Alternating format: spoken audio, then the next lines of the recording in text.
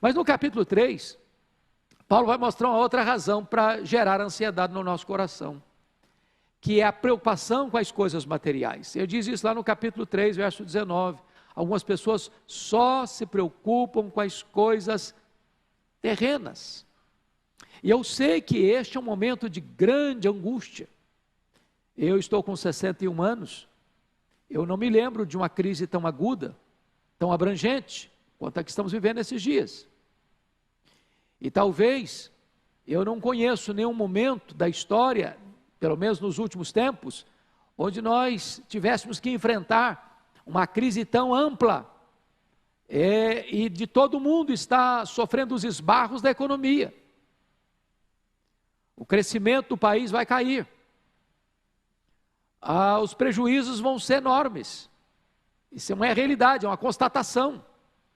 E se nós não tomarmos cuidado, os esbarros financeiros, os embates que o governo, que a economia do nosso país e a economia global, ou das grandes empresas, ou das médias empresas, ou das pequenas empresas, ou de você como cidadão, pode deixar você muito ansioso. Como é que vai ser? O que será? Como é que eu vou administrar isso? Os meus recursos vão desidratar, vão enxugar, e como é que eu vou lidar com isso?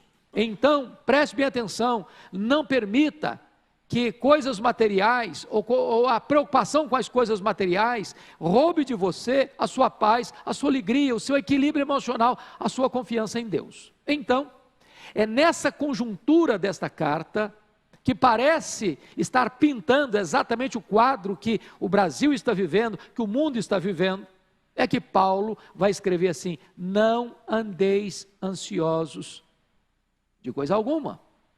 Não é de algumas coisas, não andeis ansiosos de coisa alguma, inclusive o Covid-19, inclusive a pandemia, inclusive a situação de quarentena. Não andeis ansiosos, é a ordem de Deus, isso é um mandamento de Deus. Agora, a pergunta é, ok, mas como é que eu posso fazer para não ficar ansioso?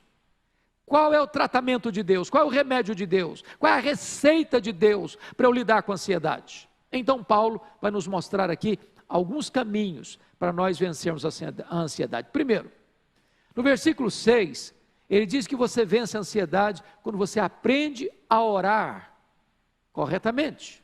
Veja você o que ele diz: não andeis ansiosos de coisa alguma, em tudo, porém, sejam conhecidas diante de Deus as vossas petições, pela oração e pela súplica com ações de graça. Então, Paulo está mostrando para nós que você vence a ansiedade quando você aprende a orar corretamente. E o que é orar corretamente? Paulo vai usar 3 palavras muito importantes aqui para definir oração. A palavra oração que ele usa é a mesma palavra no grego para adoração. Então ele está falando de súplica e petição, e ele está falando também de ações de graças. Então preste bem atenção nisso. Você adora a Deus por quem Deus é. Você dá graças a Deus pelo que Deus faz. E você suplica a Deus porque Ele é seu Pai. Agora, quando você adora a Deus por quem Deus é muito importante nesse momento de crise mundial, compreender quem é o nosso Deus, quão grande Ele é, quão majestoso Ele é, quão poderoso Ele é, quão digno de confiança Ele é. Porque se a sua visão de Deus for uma visão humanizada, limitada, você não terá uma âncora firme nas tempestades da vida. Quem é o seu Deus? Quando o profeta Isaías estava pensando sobre isso, ele diz: o meu Deus é aquele que mede as águas na concha da sua mão, é aquele que pesa o pó das montanhas em balança de precisão, é aquele que mede os céus a palmos, é aquele que espalha as estrelas no firmamento, e por ser forte em força e grande em poder, quando as chama pelo nome, nenhuma delas ia faltar. É aquele que olha para as grandes nações da terra, sejam potências econômicas ou militares, e considera todas elas como um pingo que cai num balde, como um pó numa balança de precisão, como um vácuo, como nada, com menos do que nada, pois este é o seu Deus, Todo-Poderoso, o Criador do universo, aquele que sem matéria pré-existente trouxe à existência este vastíssimo universo que tem mais de 93 bilhões de anos-luz de diâmetro. Este é o seu Deus. Então você pode adorá-lo. Se Ele criou todas as coisas, se Ele sustenta todas as coisas, entenda uma coisa: Ele está no controle do universo e Ele tem cuidado de você. Agora, você pode também suplicar a Ele, pedir a Ele. Ele é seu Pai. Antes que a palavra chegue à sua boca, Ele já a conhece. Ele escuta não só suas palavras, Ele escuta os seus gemidos, os seus soluços. Aquelas palavras que não chegam a brotar na sua boca, Ele sabe, Ele conhece, Ele vê, Ele ouve, Ele atende, Ele inclina o seu coração para socorrer você na sua angústia. Já foi dito aqui pelo pastor Ival agora há pouco, no culto que tivemos, lembrando-nos o Salmo 50, versículo 15, invoca-me no dia da angústia, eu te livrarei e tu me glorificarás. Então você pode colocar a sua causa nas mãos do seu Deus, as suas lutas, os seus medos, as suas angústias, as suas preocupações, a sua vida, o seu trabalho, a sua família, a sua parentela, a sua nação, a sua igreja, o mundo, enfim.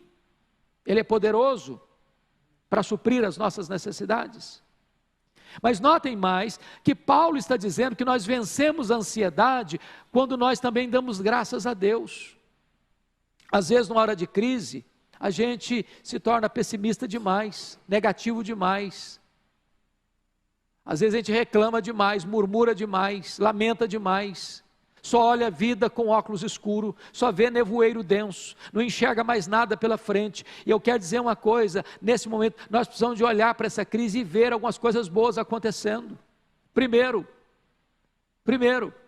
mostrando para nós que o braço da carne é insuficiente para socorrer a nossa vida na hora do aperto. O dinheiro não é suficiente, o poder político não é suficiente, as armas nucleares não são suficientes, a ciência em si não é suficiente. Então tudo que o homem tem nas suas mãos é um recurso limitado. Nós precisamos entender isso, para que o homem não queira se elevar, para que o homem não queira se engrandecer, para que nós não nutramos na alma este sentimento de idolatria do humanismo. O homem precisa baixar a guarda e reconhecer que ele é homem e Deus é Deus. Que coisa boa está acontecendo, é você poder parar e entender o valor da sua família, de você se reunir como família, de você estar junto como família, de você botar o assunto em dia, de você conversar um pouco mais, de você chorar um pouco mais junto, se alegrar um pouco mais junto, estar um pouco mais junto, para você buscar Deus, para você orar a Deus, para você reunir sua família e entender o valor que ela tem para você. E nós não temos dúvidas de que esta também é uma hora que nós vamos valorizar tanto a reunião da igreja, do culto público. Quantas vezes a igreja é reunida, portas abertas, e você, por descuido, por preguiça ou por falta de zelo espiritual, fica na sua casa, quando você devia estar frequentando as reuniões públicas da sua igreja. Agora você começa a entender como ela é importante, você gostaria de vir e não pode.